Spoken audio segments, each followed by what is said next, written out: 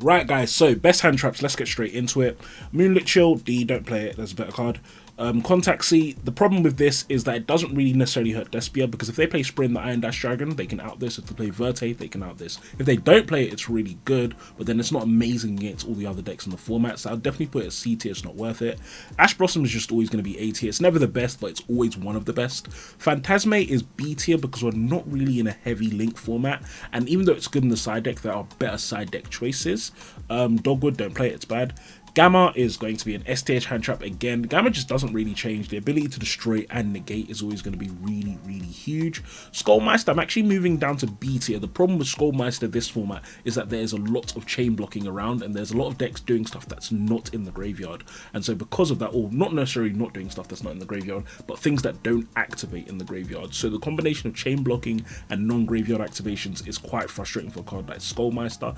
DD Crow is going to be an A tier hand trap though. DD Crow I think is very, very, very good. Hits branded in red, which is really nice, and they can't really chain block it. It hits a lot of the other meta decks like Swords On stuff as well. Really, really great card always.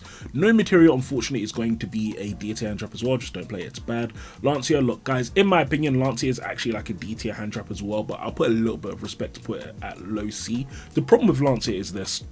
Against a deck like, for example, Despia, you're not really stopping them because they're branded in red on your turn, and Lancia has to be used on your opponent's turn. And against a deck like Flanderies, you can stop them recurring their resources, but then you need Lancia plus something else, because you need to be able to out their board off and then hope that they haven't got anything else. So you need to Lancia them, then out their board, and then establish a board. You need so many things for Lancia to be relevant, and so because of that, that's why I think Lancia is just not that good against the top decks. I just don't think it's relevant.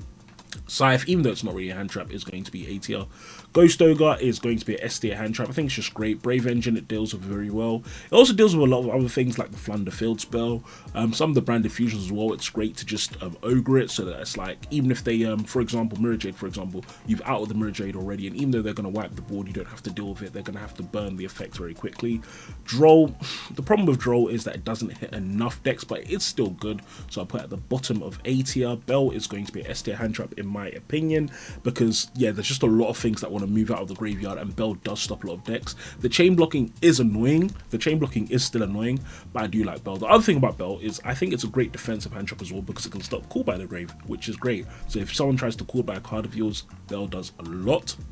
Veiler, I'm actually going to move into B tier. It's just the worst in perm, and talents is all around. By the way guys, as I'm putting all the hand traps in the tier list, one thing you have to remember about this format is that hand traps in general are worse, and you usually need 2 or more to stop your opponent. One hand trap is not stopping pretty much any relevant deck. And just looking at this as well, I'm actually going to move down Ghost Ogre and Ghost Bell to A tier below Ash, because while these are good, I would always run Ash. I don't think I would always run these two, because there are matchups where these two aren't relevant, whereas there's pretty much no matchup where Ash isn't relevant at all. Imperm, on the other hand, I'm actually going to put in S tier. I think Imperm is one of the best cards to draw. One of the things that I've started to realize with Imperm that makes it so strong is the fact that even as a 6th card, it's amazing. So even going second, I'm happy to leave Imperm in my deck, because if I draw as a 6th card, I can negate, or I can use it on my opponent's turn, and that flexibility makes it amazing. It doesn't walk into talents, it doesn't walk into Call by the Grave. Imperm is a really, really good card.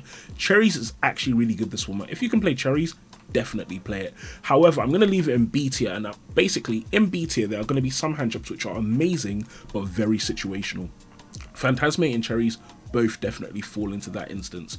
Chaos Hunter, unfortunately, similar to Lancia, it's a slightly better Lancia in some ways, but it's a worse Lancia in others. Just don't play it. Banish it. Stopping banishing isn't really hurting anyone. Don't play Delta. A couple of us tried to play Delta, but it's just not that good. It's not worth playing.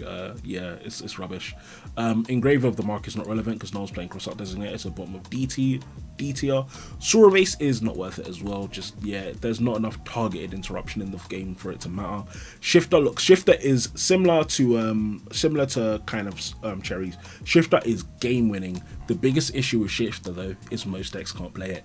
If your deck can play Shifter, it is an S tier hand trap. It's the best hand trap in the game, but your deck probably can't play Shifter, and so as such it's B tier just because of that. Nibiru has actually gone down. I'm going to put it I'll say at the bottom of A tier. The problem with Nibiru is that the top decks aren't necessarily special summoning all that much, so you can't afford to even put it in your main deck. And in your side deck, it's also not ideal because a lot of decks can put up negates as well before they get to that 5th summon. So that's the problem with Nibiru. A lot of decks are just putting out Baron because they're summoning Griffin Rider, summoning Rose Dragon, whatever it's called, and then now they're going to Baron and you can't even do anything. So that's a real big shame about Nibiru. We will see what happens actually as well, because the Therians added extra negate, so I have a feeling that's going to make Nibiru even worse. Token Collector, I'm going to say, is going to be top of B tier. It's good if you're against Brave. Pretty much that's it though. That's the problem. It doesn't do anything else, and I had a second imperm for some reason. I don't know why. So yeah, guys, make sure you subscribe to the channel so you see more of these tier lists. But these are definitely going to be, I'd say, the way hand traps are sitting around this format. So let's see what happens after Dimension Force. I'll talk to you guys soon. Peace.